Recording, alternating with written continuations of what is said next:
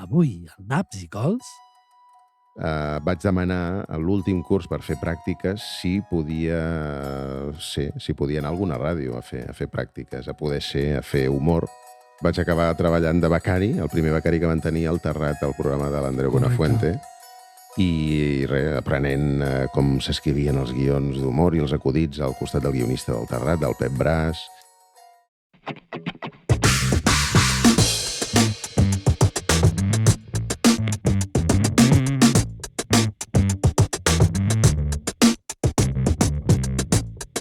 Naps i Cols. Dirigit i presentat per Marc Pitarch.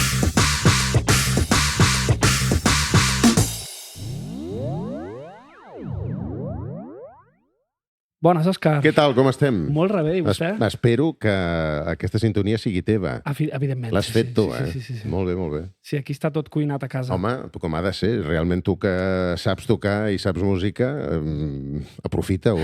Sí. A mi m'agradaria fer-ho, però no. Home, jo tinc entès que tu havies tocat la bateria a l'institut. Jo havia tocat la bateria a l'institut, sí. Tenia ganes de tocar un instrument, però no tenia ganes d'estudiar música. I llavors ni solfeig i tot això se'm feia una muntanya amunt.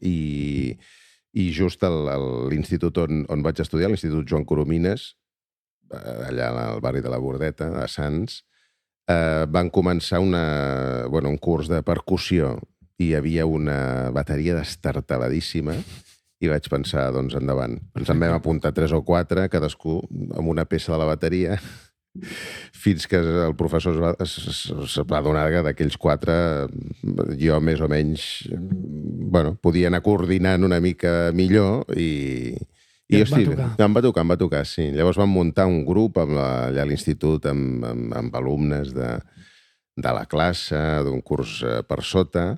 Jo toco la guitarra, falta un bateria, doncs allò típic, i vam muntar un grup, el vam batejar com a Sants Estació. Un grup del barri, amb denominació d'origen, i de fet de tots nosaltres els que formàvem part d'aquell grup, n'hi ha hagut un que ha fet carrera musical, que és el Pep Rius, que és guitarrista. El conec molt, el Pep Rius. Va tocar amb l'Elèctrica d'Armes, sí, que també d'allà del barri. Sí, tot queda a casa. Doncs el Pep era un lletrista també, feien versions de molts grups, molt guitarrero, molt soroll. Jo en aquella època a mi m'agradava el hip-hop, vull dir que era un satèl·lit que fotien allà a la bateria.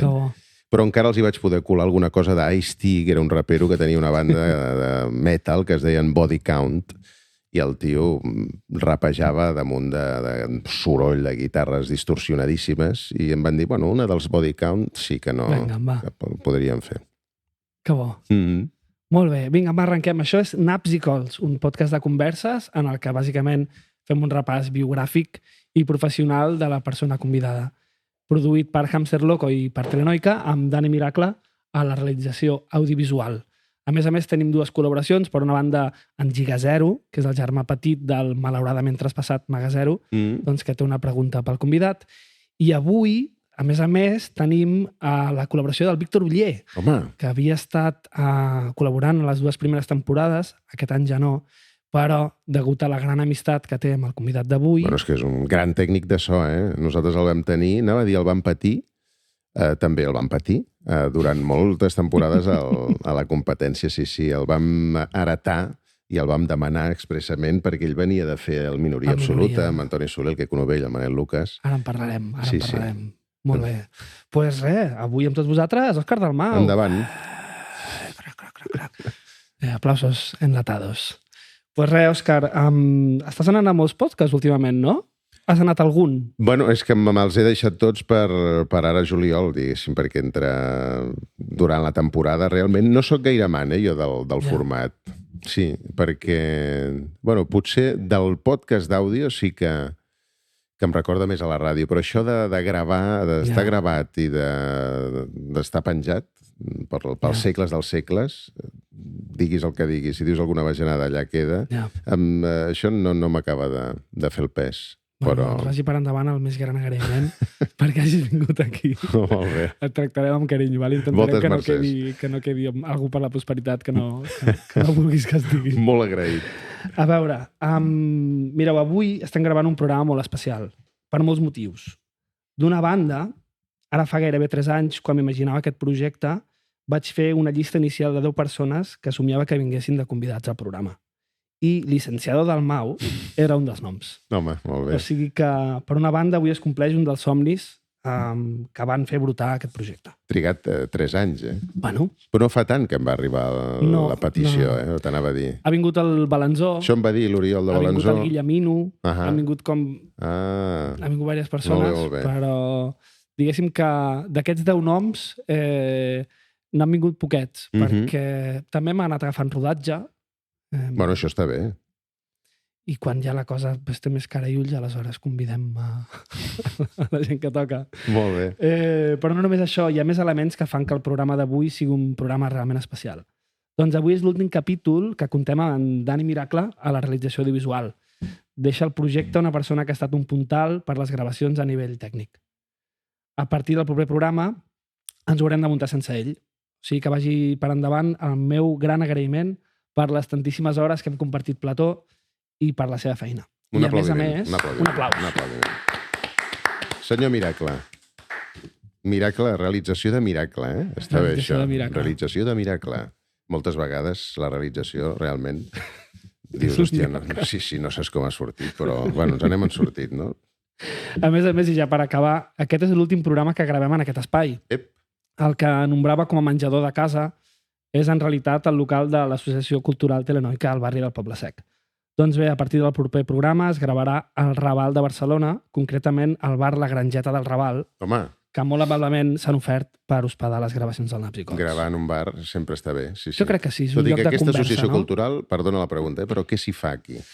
Perquè Aquí no la ara mateix conec. s'hi fan tallers, és una associació que està molt enfocada a temes d'audiovisuals i vídeo en directe i Clar, coses així. El nom dona pistes. Telenoica. Telenoica. Molt bé. Així doncs, en molts sentits és un programa especial, una espècie de tancament de cicle. I vull que sigui un homenatge al Dani, al Víctor i a Telenoica, doncs cadascun d'ells, a la seva manera, han contribuït durant més de 2 anys a que aquest podcast fos possible. O sigui que gràcies de tot cor. I va, no m'allargo més. Comencem amb la biografia.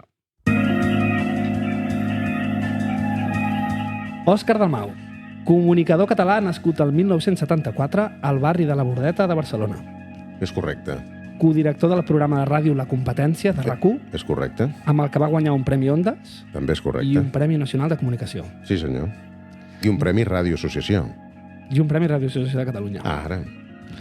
Guionista d'un bon grapat de programes a la ràdio i a la televisió, com el Polònia, el Cracòvia i el Minoria Absoluta, entre d'altres. Va presentar el concurs al Gran Dictat. Actualment també presenta el programa Tot Torna, el 3CAT, juntament amb l'Òscar Andreu, la seva inseparable parella humorística. A més, té diversos llibres publicats. Et sembla que em deixo alguna important? No, bàsicament, no, està bé, sí, sí. El que vulguis tu destacar. Clar, jo també he perdut el compte de coses que he fet. Vull dir que ja està bé, sí, sí. Aniran sortint més, però crec que com a highlights... No, molt seria bé, això. molt bé, sí, sí. Vale, mira, Òscar, la primera pregunta que sempre fem és com era el convidat quan tenia 6 anyets. 6 anys, doncs deuria tenir... Bueno, anava amb ulleres, segur. El pentinat, sí, més o menys s'assemblava força, perquè era d'aquells pentinats casc, que semblava que et fotien un casc i et retallaven tots els cabells que sobraven, més o menys.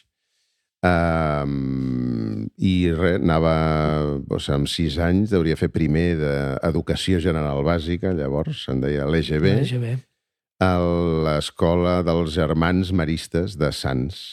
Allà vaig fer tot el... Bueno, des dels 6 fins als 14 anys.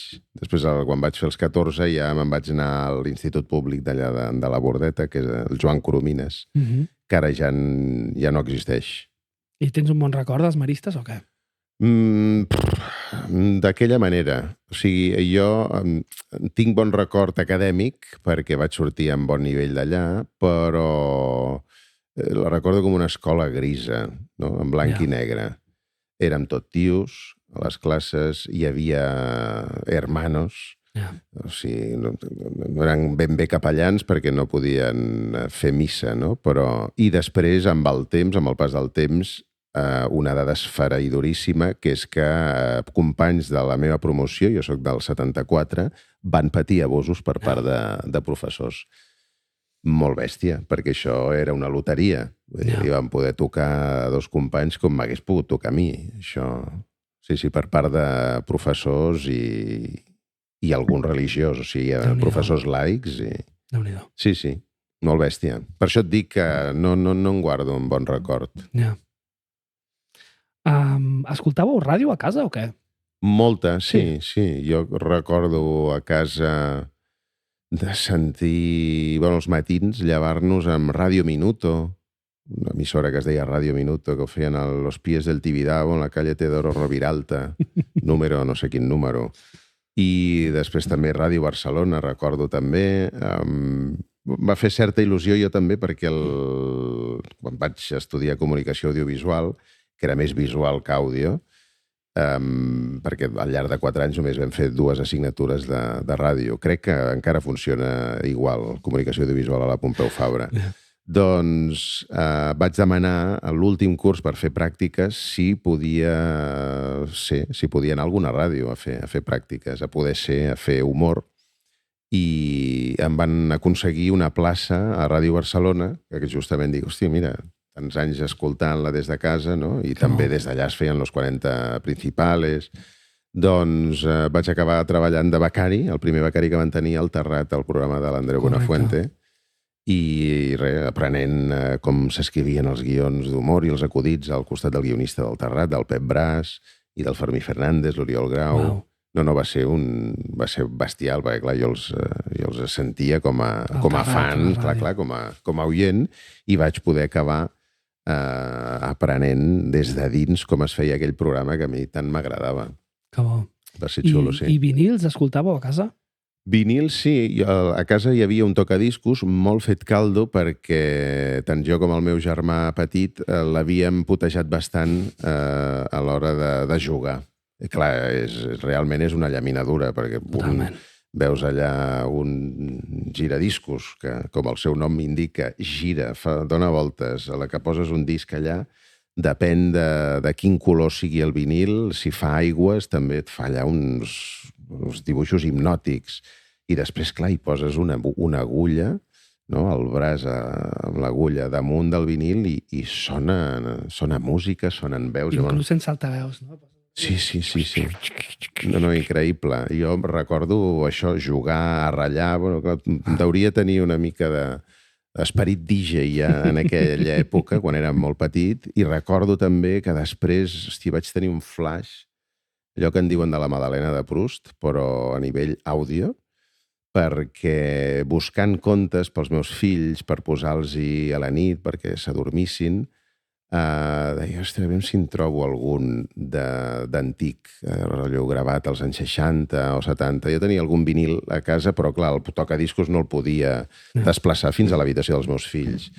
I els hi vaig posar a través del mòbil un conte que vaig trobar del Llop i les 7 cabretes, que quan vaig fer play vaig sentir una música... Vas tenir un flashback. Clar, dic, hòstia, aquesta música era la que jo sentia de molt petit el tocadiscos de casa als meus pares. Que fort.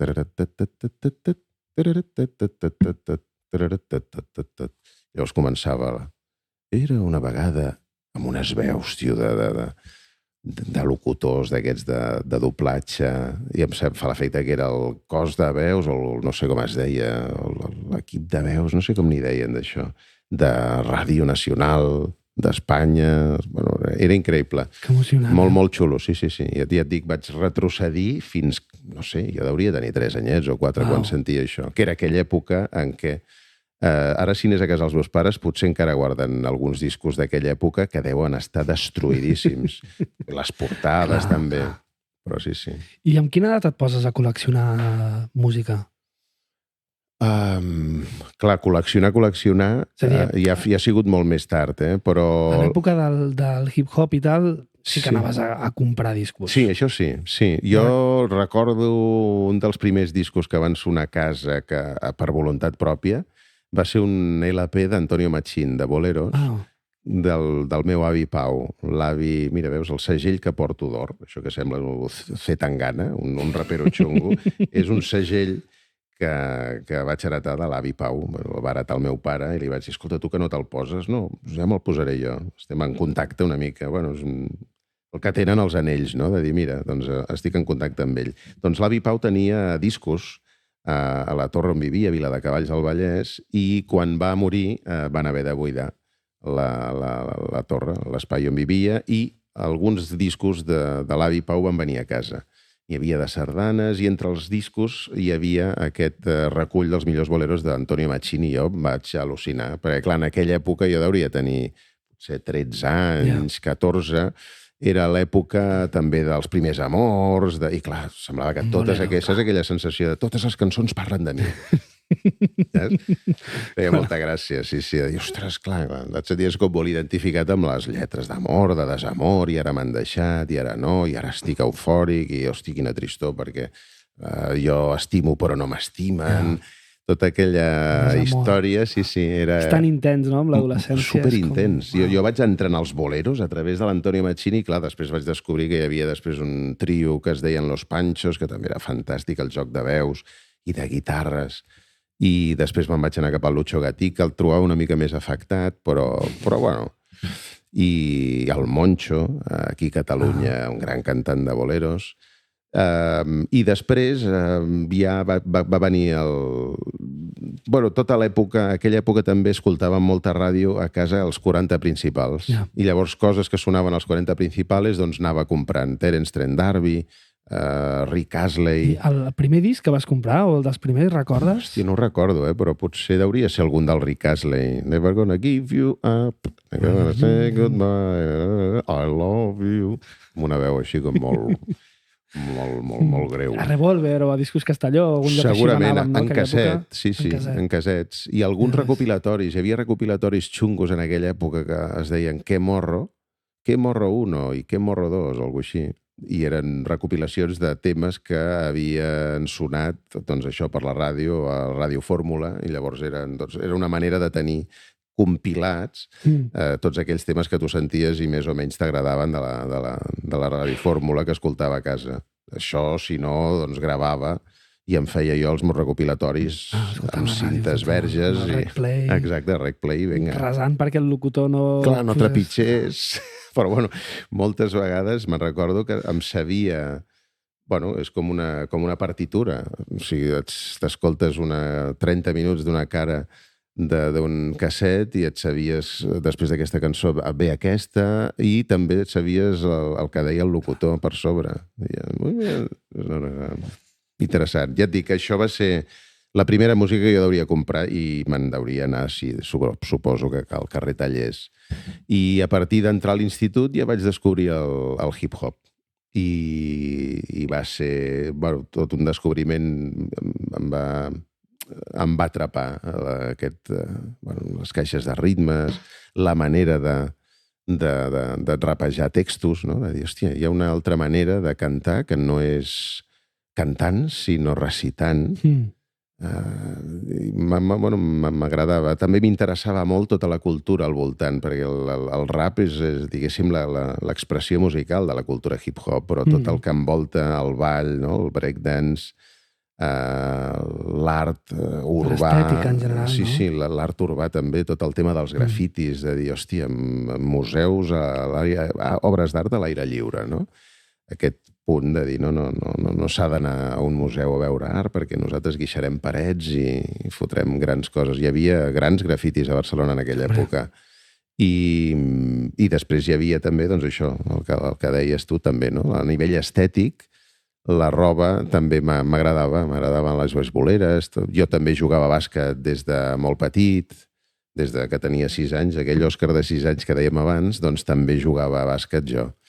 I llavors seguia molt la NBA, els partits de la NBA, i flipaves amb les samarretes dels equips, els logotips, els números a l'esquena, els noms, no? I tota aquella parafernàlia, tot aquell merchandising, després aplicat al beisbol o al futbol americà, doncs m'agradava, tenia roba d'aquesta per casa, sí. Òscar, sé que ets un apassionat de la música dels anys 60, sobretot del pop orquestral. Sí. I en relació a això, el Giga Zero, que és un dels col·laboradors del programa, té una pregunta per fer. Endavant. Et sembla que el deixem passar? Sí, home. Vinga, va, Giga Zero, vine cap aquí. Ostres, Marc, quina calor que fot a casa teva! Compra't un ventilador ni que sigui... No, home, sí, avui no em fa tanta de calor. A més, sonaria pels micros. No... Quasi em feu pena i tot. Ja estem. No, fa una mica de calor, però. Va, que m'endurries. Fes la pregunta que hagi de fer, per favor.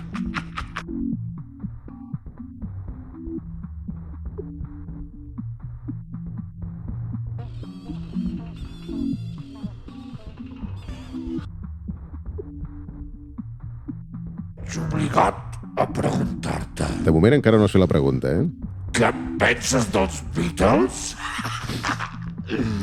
Genis innovadors o sobrevalorats pel mainstream? Mare meva. Vinga, que zero. Vagi bé. Adéu-siau, que vagi bé.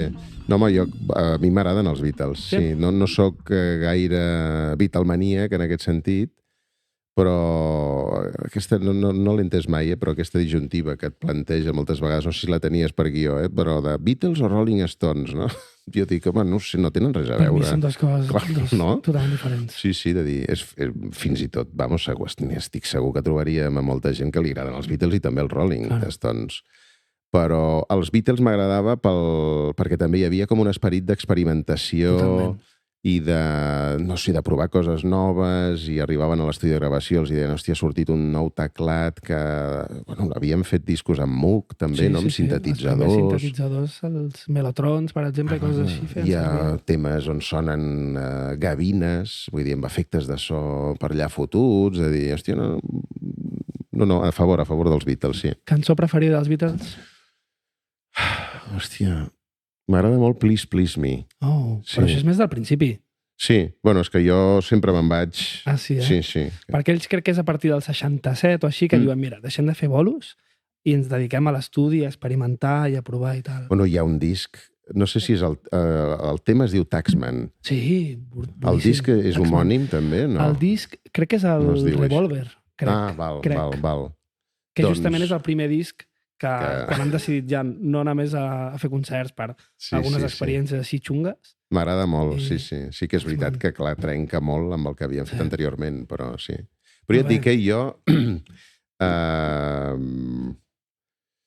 me'n vaig més cap a, no sé, un pop, per exemple, si anem cap al 60s britànic, un pop on soni més Orga Hammond, on hi hagi més aquest rotllo, aquest groove, que potser podries trobar amb gent com Keith Mansfield, gent que feia, sobretot en aquella època en què els Beatles feien música, hi havia tot un corrent de gent que segurament hauria participar en algunes gravacions de discos dels Beatles, però que eren músics d'estudi i que es dedicaven a fer música de llibreria molt interessant. Al Regne Unit hi havia un segell que es deia KPM, que realment, si teniu oportunitat de capbussar-vos-hi, hòstia, hi ha temes espectaculars. A la competència, de vegades, sona música de llibreria britànica, de KPM, d'un altre segell que es deia Chappell Records, i ja et dic, més que per la part més mainstream dels Beatles, jo, si em dius música als 60 al Regne Unit,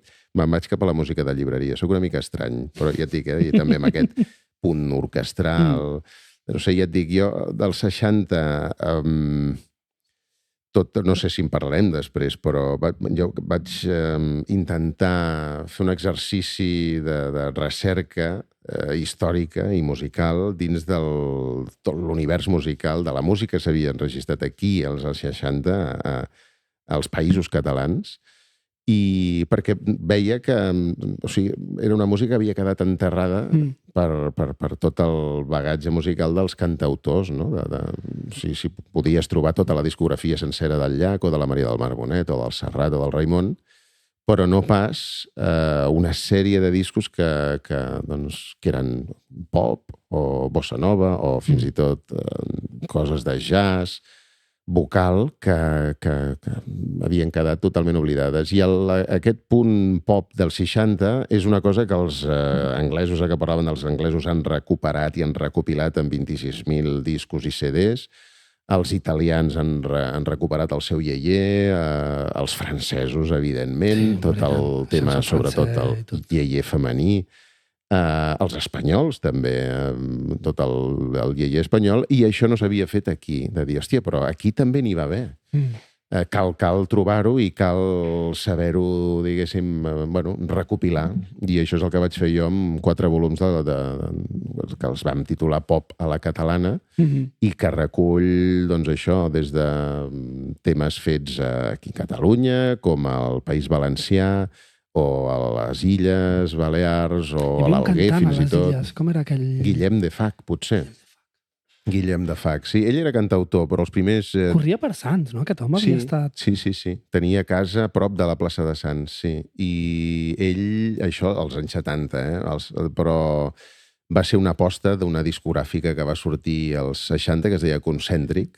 Hi havia dues grans discogràfiques que produïen tot aquest material en català. D'una banda, Edixa, que va sorgir l'any 62, més o menys, 63, i després, l'any 65, l'Armengol Passola, que era un dels accionistes d'Edixa, una de les persones que anava posant calés a fons perdut per fer bones gravacions, doncs ell s'emporta en Francesc Borrull, de director musical, i en Josep Maria Espinàs, de director artístic, se'ls endú a una nova discogràfica que munta ell, Concèntric. L'Armengol Passola era el propietari de Mobles Maldà. I llavors la pasta que guanyava amb Mobles Maldà la invertia, o la seva filla, la Isona Passola, directora de cinema, diu, més que invertia, l'enterrava, perquè s'hi va deixar molts calés, no? Però hi ha coses molt interessants en el catàleg de Concèntric, com per exemple els discos de Guillem de Fac. Ell, tot i ser cantautor i ser poeta i cantar les seves cançons, també li van fer gravar un parell o 3 de discos petitets, d'aquests EPs, no? Que contenien 2 cançons per cara. Li van fer gravar uns quants estàndards de jazz i algun blues adaptats al català, amb moltes adaptacions per homes de lletres, com l'Espinàs o el Folky Camarasa. Doncs li van fer cantar el Fever, per exemple, traduït o adaptat com a Febre, no? Evidentment, i Old Man River, per exemple, vell riu nostre, amb una veu molt greu. Hòstia, és una delícia. I el que et deia, no? Que és acompanyament orquestral, amb arranjaments d'en Francesc Borrull, el director musical del segell, que era un tio era molt genial, el Borrull. I era un tio que venia del jazz, llavors encara que sempre hi havia un regust jazzero en totes les melodies que ell arranjava o componia, saps? O allà on ell tocava el piano, perquè era un gran pianista. Sí. I gran vibrafonista també. El vibràfon el va tocar en algunes gravacions també d'aquells anys 60 perdudes, i amb el quartet del Tete Montoliu, ell estava allà tocant el vibràfon. Diu, clar, el piano no el podia tocar perquè ja estava ocupat, però érem molt col·legues amb el Tete. Que fort. De fet, sempre explicava al Francesc que el Tete Montoliu havia vist el Parc Güell per primer cop amb ell. Dic, però com que l'ha vist? I, jo el vaig agafar de bracet i el vaig portar al Parc Güell i li vaig explicar tot el que hi havia. Vull dir que... Sí. Que fort. Érem molt col·legues. A veure, acabar l'institut te'n vas anar a fer periodisme, però vas estar uns mesos i després te'n vas anar a comunicació audiovisual. Sí. La primera tongada, no? La primera generació. Sí, la primera promoció. Sí, la primera promoció d'audiovisuals. I allà vas conèixer l'Òscar Andreu, que he escoltat explicar moltes vegades amb el Monegal, en diverses entrevistes que he anat veient. Sí. La meva pregunta és, com... Tu dius que fins l'últim any no us vau fer amics amb l'Andreu. Recordes que passés algun concret o va ser... Sí, coincidíem, perquè la colla d'amics que hem mantingut després i encara ens veiem i estem en contacte, l'Òscar i jo hi érem. El que passa que, sí, rèiem, vull dir que ja veies també que era de la conya i fotíem conya, però ell llavors vivia a Terrassa, a casa de la seva mare, i llavors era, quedaves, a l'hora de quedar, si quedaves per sortir o et quedaves després de la universitat, però clar, ell se n'anava. I no vam tenir un contacte allò més proper fins a l'últim curs, i pràcticament obligats perquè ens vam quedar sense ningú amb qui fer el treball de final de carrera. I jo vaig pensar, és que a mi no m'interessa per res fer un videoclip o un curtmetratge. I llavors me'l vaig trobar i em va dir, escolta, em diu, jo m'he quedat sol, diu, si vols fer amb mi, dic, hòstia, doncs, quin projecte tens tu al cap? I em diu, jo vull fer un fals documental sobre nens llop a Galícia. Quan llavors els fals documentals, documental és un gènere que...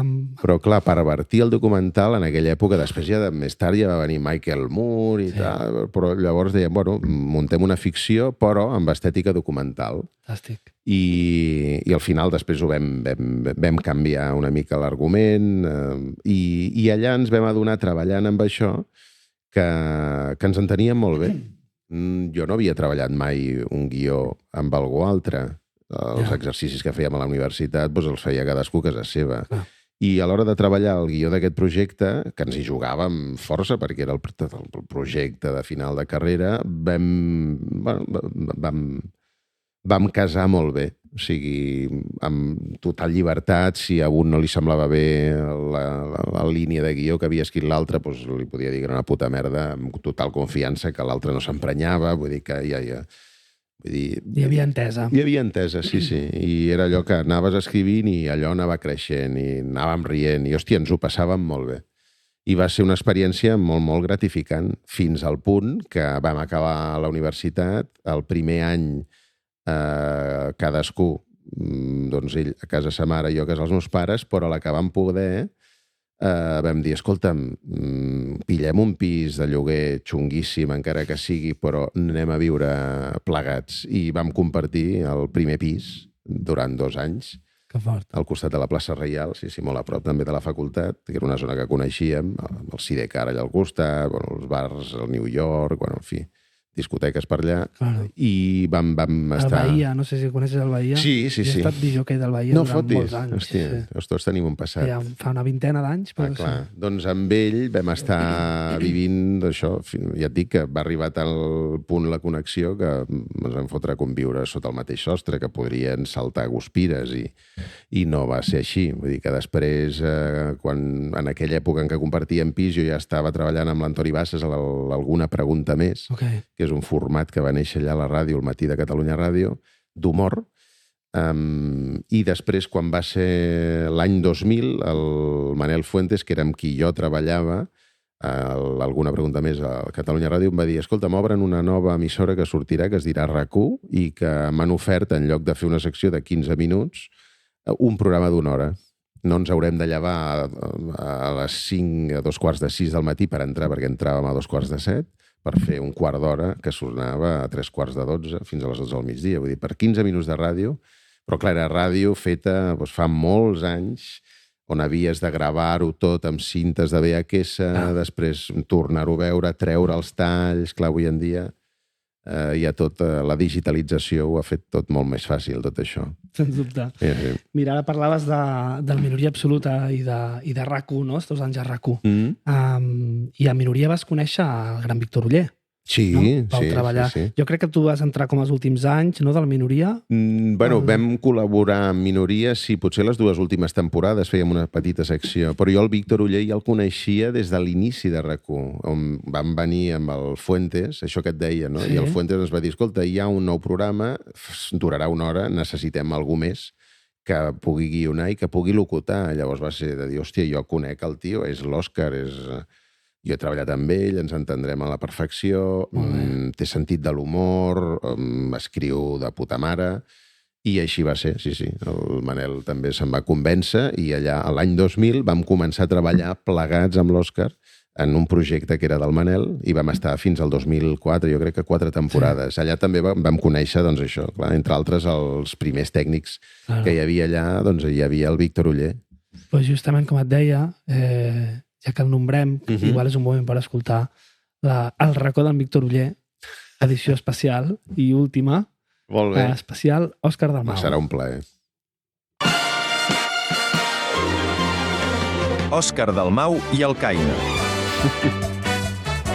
Hola, salutacions a tots els oients del Sitges. ¿De qué hablas, Teresa? Soc dentista, Passa que no, independentista. Pues em sembla estupendo. Òscar Dalmau, Barcelona, No fuma ni bebe, ni va con mujeres malas porque no puede. 21 de gener de 1974. Cuando estaba el alcalde antiguo. I ara tinc 51 tacos. Com el bon vi, millora amb els anys.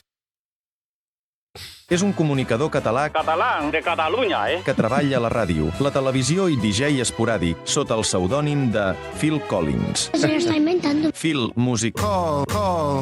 Nascut al barri de la Bordeta, ¿No puedo hablar aquí o qué? Cállate. La mierda. al districte de Sants Montjuïc, Sens dubte. Que allí son los mosquitos más grandes que hay en el mundo, va començar la seva trajectòria a la ràdio a Ona Popular de Sants, venent drogues i articles robats. Ràdio de l'Arquebisbat de Barcelona. ¿Te has fumado un porro, qué? Sí, sí. Va dirigir el programa Rapa Sapa Sac Has cañat. amb 16 anys. Venga, me alegro. Posteriorment, va començar a estudiar periodisme a la Universitat Autònoma de Barcelona. Lo primero que tenía que haberlo chavado y haber hecho un piso nuevo aquí. Però al cap de 6 mesos va deixar-ho Muy bien, chaval. i es va matricular a Comunicació Audiovisual a la Universitat Pompeu Fabra, on finalment, al cap de 9 anys, es va llicenciar.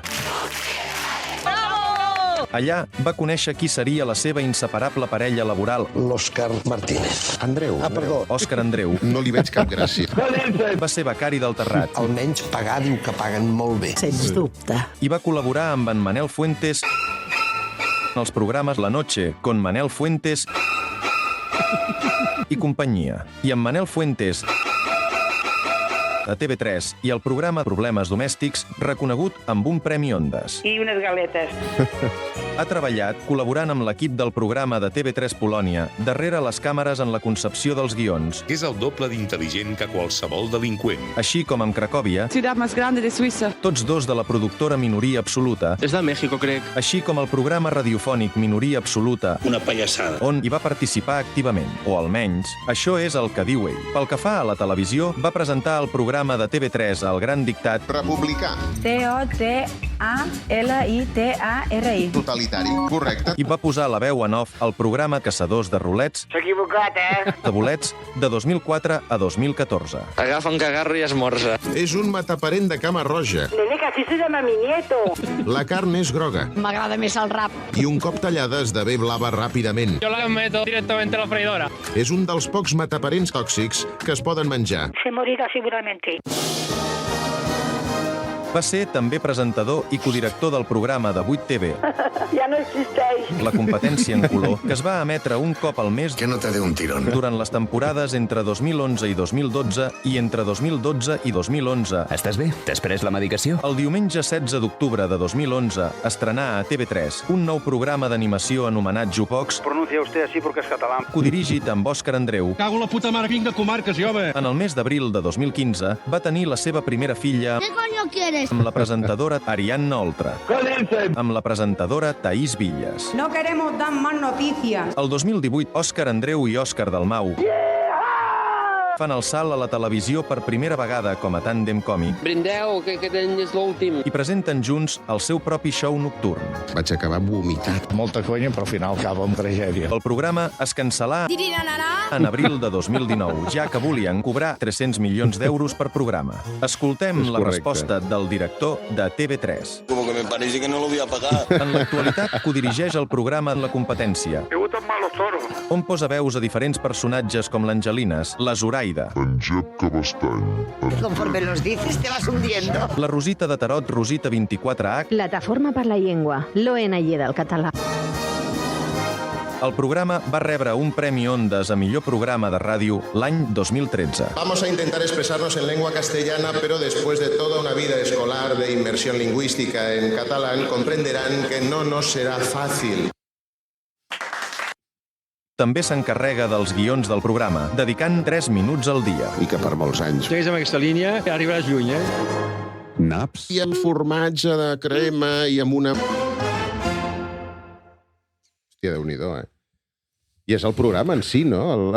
El moment de Víctor Oller. Li dones un minut. Nosaltres també allà, els primers anys, feia l'actualitat en menys d'un minut. Amb Víctor Oller sempre durava... 3, 4... Sí, sí.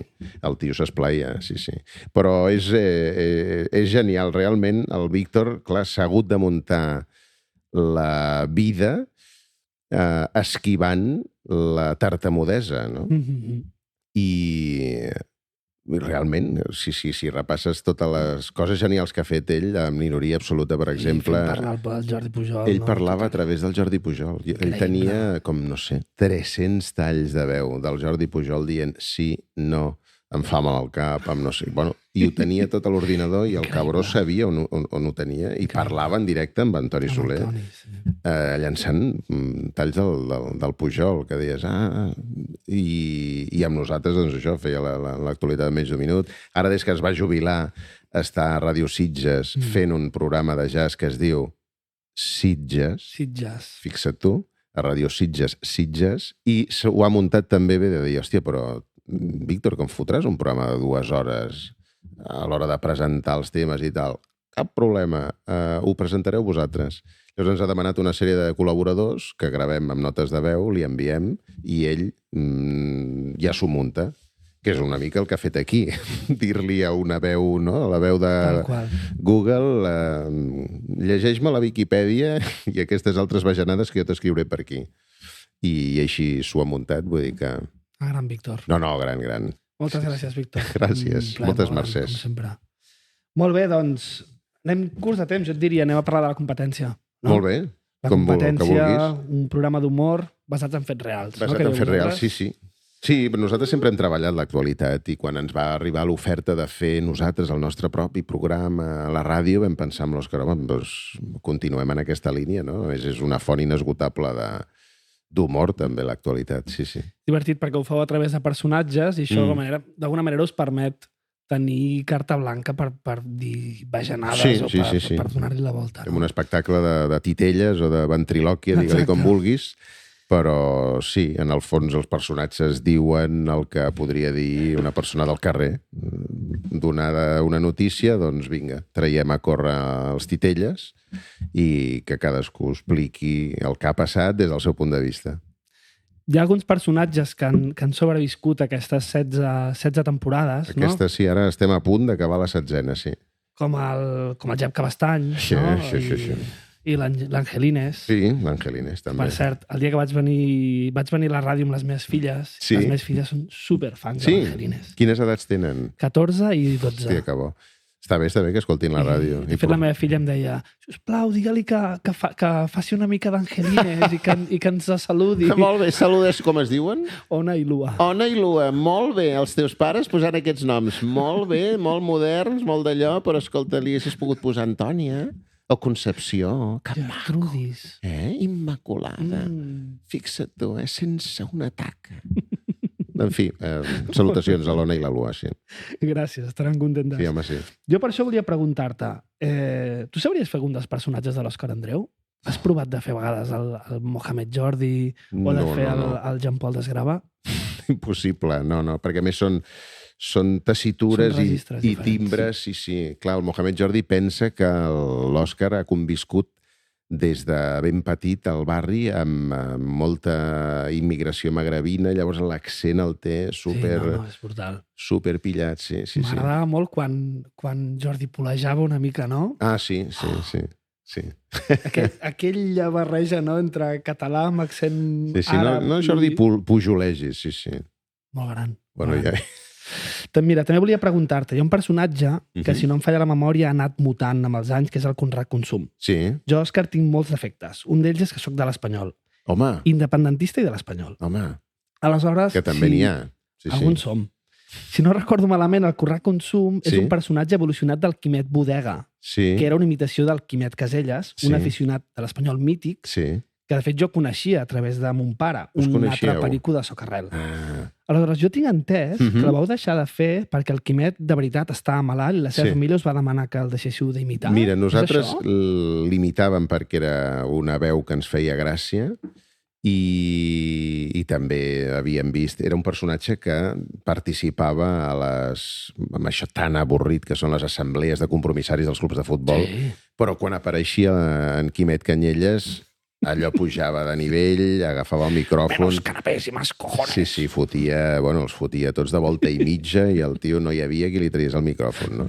A nosaltres ens feia gràcia el personatge i el vam començar a imitar, fins que vam rebre un e-mail que no era de la família ben bé, sinó del metge, d'un metge de la família que tractava el Quimet. I ens va explicar que tenia problemes mentals i que la seva mare, quan veien l'APM, que també sortia sovint en fragments per rematar algun acudit, alguna història, que ho passava malament. Perquè, clar, evidentment, nosaltres desconeixíem que aquest senyor, no sé si era bipolar, no recordo exactament, però el diagnòstic ens el va escriure via mail el metge que el tractava, i ens va demanar, sisplau, que per respecte a la família i amb ell deixéssim de fer aquella veu. I vam deixar d'imitar-lo. El que passa que aquella veu sí que dèiem, hòstia, però tenia rotllo aquella veu. Passem de dir-li Quimet en aquesta veu, al cap de 4 o 5 temporades de deixar-lo fer, vam recuperar aquesta veu com a un soci de l'Espanyol, però no només, vull dir, era un senyor que treballava a consum, és més que res perquè com que toques el pal de l'actualitat, hi ha moltíssimes notícies a diari que tenen a veure amb queixes dels consumidors i necessitàvem algun personatge que dèiem, hòstia, el defensor del consumidor, el Tot és possible, un programa que ja no hi és a la graella de RAC1, però allà tenien que un cop al mes venia un senyor que era el defensor del consumidor, de l'Agència Catalana de Consum, i era un senyor que venia i durant una hora li anaven passant queixes de la gent, notes de veu, e-mails, i el tio anava entomant-les, no? I vam pensar, hòstia, fem el defensor del consumidor. I a l'hora de buscar una veu, també nosaltres, clar, el nostre arc de veus és limitat, vull dir, no. Vam dir, hòstia, recuperem aquesta veu i fem defensor del consumidor que tingui també una samarreta de l'Espanyol, a banda de defensor dels consumidors, que ens servirà per tocar actualitat, doncs això de consum, ens servirà també per tocar actualitat esportiva des del punt de vista perico. És a dir, perquè, hòstia, RAC1, tu que ets perico, la pateixes en aquest sentit. Jo escolto molt RAC1, però sí que... Clar, és Barça. Sí, ja és Barça, sí. Molt bé. Va, doncs, com que anem justos de temps, deixem la competència i parlem breument del teu salt a la tele, a través del concurs El Gran Dictat, un concurs de TV3 sobre mots en català que es va emetre durant 7 anys. Sí. Jo et volia preguntar, et va costar fer el salt a la tele com a presentador, passar a la imatge pública? Com deia el Monegal quan et va entrevistar, sortir de la foscor del guió? Bueno, jo sortia de la foscor de la veu en off, perquè durant moltes temporades havia estat posant la veu en off a Caçadors de bolets. Però era una veu. Però va ser, no va ser una cosa buscada, va ser via Xavier Bosch. El Xavier Bosch, que també va ser gràcies a ell que jo vaig aconseguir la primera feina a la ràdio amb l'Antoni Bassas, per entrar a alguna pregunta més, jo entro substituint en Xavier Bosch, que escrivia guions i locutava amb el Manel Fuentes aquesta secció d'humor, però el Xavier Bosch se'n va fer un altre projecte a TV3 a preparar-lo durant 2 anys, un projecte sobre la història del centenari del Barça que es dirà aquest any 100. Llavors el Xavier Bosch se n'anava, però la productora que feia el Matí de Catalunya Ràdio, que era la productora que tenien Antoni Bassas i Xavier Bosch, doncs busquen algú per substituir el Xavi, i llavors és quan jo entro a fer una prova i finalment em donen la feina. Doncs anys després, quan TV3 es planteja fer un projecte, un concurs sobre llengua que es diu El Gran Dictat, resulta que la idea del Gran Dictat és del Xavier Bosch. El projecte neix del despatx del Xavier. I el Xavier un bon dia em truca, jo estava al Palau de la Música sortint per allà, recordo perfectament d'agafar el telèfon i allà enmig del carrer de dir, què vols? I em va dir, mira, hi ha un nou programa, un concurs sobre llengua, sé que tu et preocupa el tema i que t'hi esforces a l'hora de parlar i d'escriure'l bé, el català, i estem fent proves a presentadors, presentadores, i no ens convenç ningú. I jo els he dit, hòstia, feu-li una prova al Dalmau, a veure què. I llavors en aquella època jo estava escrivint guions pel Polònia, per no saber-li dir que no al Xavier, perquè em feia més aviat com pànic, una mica de basarda, li vaig dir, bueno, doncs ja vindré on s'ha d'anar. Llavors, a Mediapro, en un plató despullat de tot era formigó, amb dues persones de producció, dues productores que feien com de concursants, amb dues cadires i no hi havia res més, diu, doncs vinga, fes la prova. I com que no m'hi anava la vida, doncs vaig fer allò de manera molt, molt relaxada, fent l'idiota. I clar, em van dir, hòstia, és que semblava que no... Bueno, que ho haguessis fet com tota la vida, perquè dic, bueno, clar, és que jo com que ja tinc feina, si això no surt, no surt, cap problema. Si m'hi hagués anat la vida, hagués anat patint, tens, que és segurament el que hauria haver passat amb els altres candidats que van anar passant per aquell càsting. I res, doncs així va ser. O sigui, a través del Xavier fan la prova, la passen a TV3 i TV3 diu endavant. Sega em consta que van dir endavant, però potser aquests cabells, aquestes ulleres, la barba, potser això s'hauria de refinar una mica, i jo els hi vaig dir que la roba que porta, que sembla sortit d'una sèrie dels anys 60, també s'hauria de retocar una mica, i els hi vaig dir que, escolta, jo vaig vestit així, aquestes són les meves ulleres, si em foteu una altra roba, o unes altres ulleres, o em canvieu el pentinat, o m'afaiteu, jo aniré disfressat, o sigui, no seré jo, i ja anirà tot pel pedregar. I finalment, llavors, la directora de TV3 era la Mònica Terribas, van dir, doncs vinga, endavant. I així vam tirar, 7 temporades. 7 temporades, Déu-n'hi-do. Sí. Molt bé, els últims anys, com que has estat participant en projectes igual més propers a temes infantils, no? Un llibre ple de lletres, crec que és de l'any passat, Els contes de la pinya. Sí.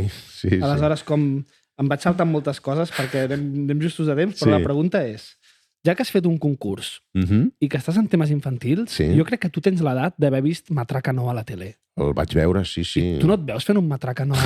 Home, molava molt, Matraca No. Maltractaven força. Maltractaven els concursants. Era un concurs presentat pel Marc Martínez, actor. I sí, hòstia, el recordo, em feia gràcia el fet aquest. T'hi veuries o què? Home, no ho sé. Ara així, plantejat... T'ho dic perquè... Exacte, aquí hi ha un projecte en marxa i hem pensat en tu. No sé. Jo suposo que aquest tema també d'anar cap a públic infantil, o sigui, sí que ho sé positivament, coincideix amb la meva paternitat. I a l'hora de tenir criatures busques contingut en català fet amb cara i ulls i veus que no n'hi ha.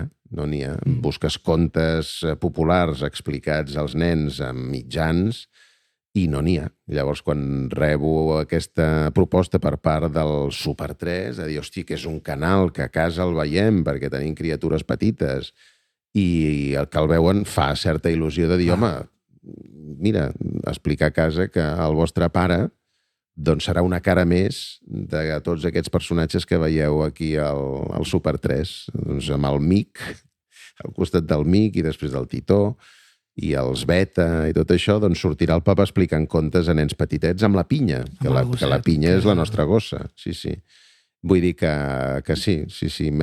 M'interessa també el fet de fer contingut per nens, i contingut, el que dèiem, amb cara i ulls. Vale, mira, vaig saltar millor que l'altre, Molt bé. Molt breument. Sí. L'any passat es va fer una exposició per la Robert sobre la Núria Feliu. De fet, tinc el llibre allà. Després et demanaré que me'l signi, si no et sap greu. Molt bé. Però molt ràpidament ens podries explicar com t'arriba la proposta de ser-ne comissari? A través del Departament de Cultura. El Departament de Cultura estava en contacte amb la família de la Núria. Jo conec el germà de la Núria, conec les nebodes de la Núria, i es veu que en una d'aquestes reunions que estaven preparant amb el Departament de Cultura per fer algun concert, homenatge a ella o alguna exposició, van dir, ostres, doncs mira, una exposició, mirant calendari, podria ser el Palau Robert, però clar, qui ho comissaria, això? Llavors, la família va apuntar el meu nom. La família. Sí, i des del Departament de Cultura els hi van dir, doncs era un dels noms que teníem en llista per poder comissariar una exposició així. Llavors jo recordo la primera cita en què em parla, va venir un responsable del Departament de Cultura, vam quedar per esmorzar i em va dir, escolta, hi ha això Clar, jo no havia comissariat... Bueno, jo al món expositiu com a espectador, però dius, hòstia, compte aviam aquí on m'estic fotent. El que passa que després també, bueno, al llarg del procés és llarg perquè és un any de recopilar material, de parlar amb col·leccionistes, de parlar amb tothom, però clar, el comissari també s'encarrega de donar el vistiplau al disseny de l'espai, l'arquitectura, disseny d'interior, també t'hi has de fotre amb temes de disseny gràfic, de dir com serà el cartell, com serà el grafisme, quin tipus de lletra anirà a les parets, a les cartel·les, que donarà la informació sobre... Comic Sans, sempre. Clar, però tot això que a mi m'apassiona, no sabia que es concentrava, per exemple, en una exposició. Dius, hòstia, clar, aquí toques molts pals que a mi m'obsessionen i m'encanten. I a més sobre la Núria Feliu. I a sobre la Núria, clar. Tu tens tants vinils seus. Ha sigut un any, va ser un any com de moltíssima feina, molta, o sigui, jo vaig acabar esgotadíssim, però va valer molt, molt la pena. I després, clar, al final dius, hòstia, clar, jo soc llicenciat en comunicació audiovisual. Realment, aquesta exposició era comunicació audiovisual des del punt de vista, doncs això, expositiu, textos, vitrines, disseny gràfic que havies de... Doncs això, tot el material, els tríptics, els fulletons informatius, els pòsters que havien de penjar de 3 metres o 4 metres de llarg de la façana del Palau Robert. Tot això s'havia de discutir amb dissenyadors gràfics. Bueno, no sé, va ser una cosa com molt apassionant. O sigui, de fet, si vingués algun altre encàrrec per comissionar una altra exposició, home, jo aquesta me la sabia molt de memòria perquè era la Núria i jo n'era molt fan, però bueno, va ser molt xulo. I a més, un treball en equip. O sigui, vam treballar amb en Julià Guillamont, amb en Fermí Puig a la documentació, amb Max Llamazares i l'Ivan Pomés, arquitectes que tenen l'estudi aquí, molt a propet d'aquí de Magallanes, d'on estem gravant. De fet, he deixat el cotxe aquí a la plaça Naves, al pàrquing, perquè ja me'l coneixia de memòria. Tot el disseny d'interiors el vam estar treballant allà amb la Noelia Failde, en fi. I després ja et dic el disseny gràfic amb l'estudi Duró, del Jordi Duró i companyia, el disseny d'aquesta mena de catàleg, però no és un catàleg, però vam pensar, hòstia, ja que hem treballat per reunir tots aquests documents, és una llàstima que un cop s'acabi l'exposició, tot això anirà a casa del seu pare i de la seva mare i es perdrà. Bueno, cadascú tindrà, però hòstia, necessitàvem, això va insistir-hi molt en Julià Guillamont, hi ha d'haver un llibre que recopili gran part de tot el material que hem estat capaços de recopilar i després de tota la informació d'investigació que s'ha fet, doncs que quedi en algun llibre imprès. I el Departament de Cultura, a l'hora de proposar-los-hi, ho van veure també amb bons ulls i gràcies al Julià vam fer això, perquè jo en el moment en què m'ho deia era ja la part final de l'exposició i jo ja estava esgotadíssim. Vull dir que... I després és veritat que te'l mires i hosti, és un llibre supergràfic. És una joia. És una joia a nivell gràfic, ha sigut espectacular i et dic a l'estudi del Jordi Duró i ho hem fet amb la Bio Valle, la Violeta Valle, que és una crac de tot la maquetació de textos, de llibres. Ella ha estat també darrere de la remaquetació de La Vanguardia, per exemple, de diaris. Ha treballat moltíssim en premsa. Vull dir que va ser també una experiència extra, un bonus track que va sortir aquest llibre, però que ara me'l miro i penso, ostres, sort que li van fer cas, tots plegats al Guillamont, sí. Anys abans, amb la Núria havíeu cantat junts a la Pol Gilera. Bueno, cantava ella. Bueno, ja ella tampoc. Tu també cantes en aquell. Després en un altre tema rapeges més, però en el... Com es diu? Le llamaven el Fiera, estàs cantant un disc que el Guillamino i l'Oriol de Balanzó, dues persones que han passat per aquí, van fer, i que a més, no sé si saps, que jo t'estic fent els coros en aquella cançó. M'ho va dir l'Oriol. L'Anna Casas, que també té un naps i cols, jo i una altra noia estem de coristes. Hòstia, però pràcticament està tot el disc. I ha passat per aquí tot el disc. Allò de, ja saps que tinc entre les cames dues rodes, fum i molt perill. T'esperaré a sol i serena i a mitjanit et faré un fill. Estàs tu allà, coi. Sí.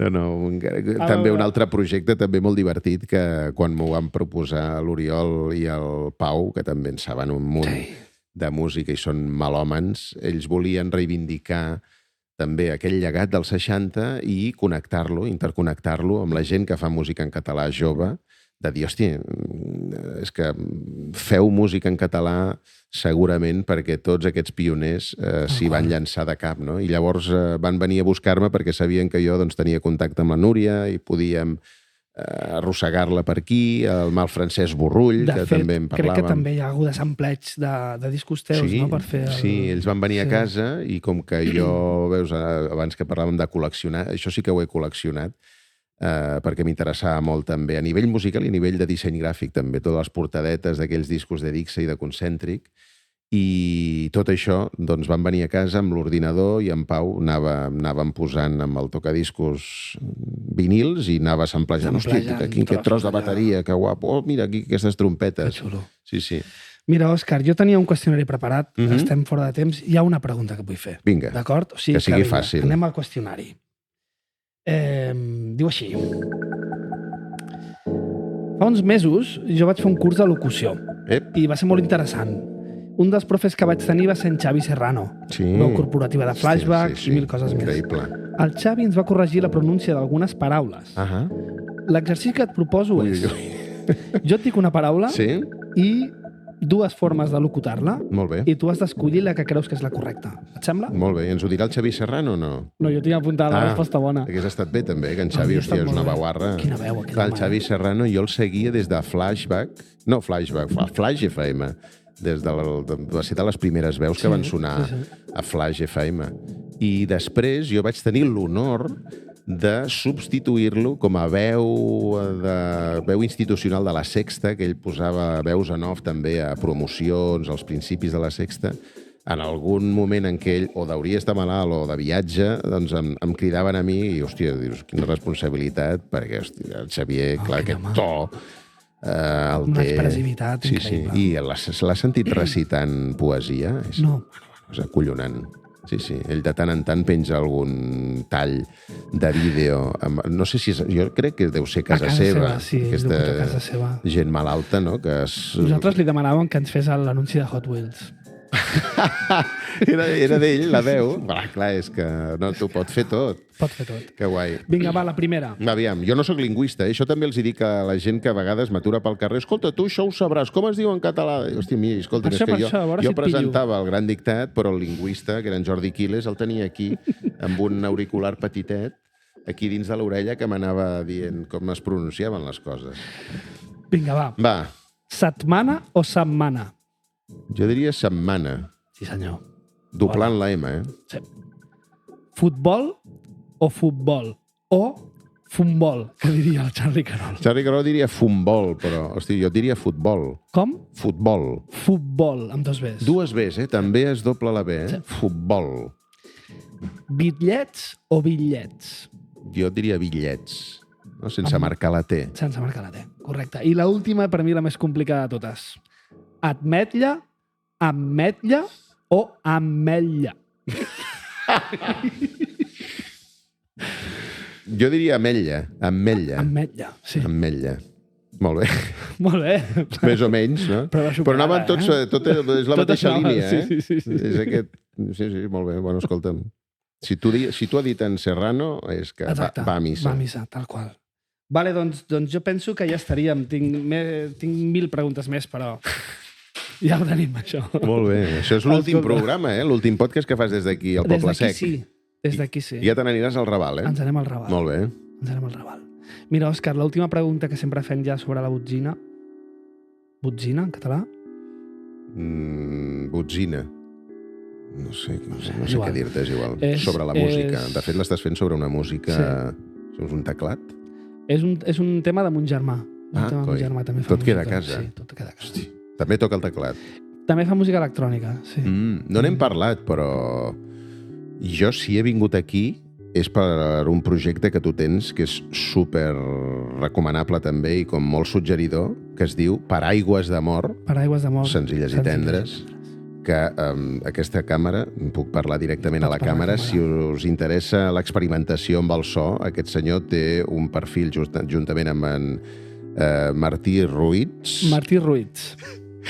Que es diu Paraigües d'Amor a Instagram, el trobareu. I es dediquen a destrossar vinils, que això, hosti, fa certa dolor, però agafen la meitat d'un vinil, la meitat d'un altre, i els ensamblen, que ho feu amb cinta adhesiva directament, amb cinta adhesiva per darrere, i ho poseu en un tocadiscos a veure què sona. I clar, en surten uns loops espectacularíssims. Jo sóc molt fan de l'experimentació que porteu amb en Martí, i de fet us vull parlar d'aquest disc teu, que m'has regalat, i com que me l'has regalat, doncs fem una mica de promo també. Vull que sàpigues que el Paraigües d'Amor és la raó per la qual jo he vingut aquí. Que bé, que bé. Que ho sàpigues. Molt bé, Òscar, doncs mira, l'última, molt ràpida. A qui convidaries tu a venir aquí al Naps i Cols? Aquí? Doncs que vingui l'Òscar Andreu. Que vingui l'Òscar Andreu. Per exemple. Vale, doncs li proposarem. Vinga. Molt bé, Òscar, escolta, moltíssimes gràcies per haver vingut. No, res, home. Et puc fer un últim atracament? Vinga. Molt ràpid. Pots despedir tu el programa demanant que es subscriguin i facin el like, però amb algun personatge de la competència? Molt bé. Fem-ho amb l'Àngel Inés. L'Àngel Inés és tiktoker. Vinga. Jo, que sóc tiktoker, us dic que us heu de fer això que fan ara del podcast, que es diu Naps i Cols. Que maco el nom, Naps i Cols. No cols i naps. Naps i Cols. Si us ha interessat el contingut, que espero que us hagi interessat, i si no, doncs escolta, n'hi ha molts més, vull dir que això tira, perquè són 3 temporades ja, doncs us subscriviu al canal aquest del YouTube, que per aquí sota ja, subscribe, i feu like també, i podeu comentar coses, com de dir, m'ha agradat tot el podcast, menys ara que al final que s'ha posat a fer veus i no venia al cas, però bueno, és igual. Moltes gràcies, Òscar. No, res, home. A tu. Vinga, va, fins aviat. Bon estiu.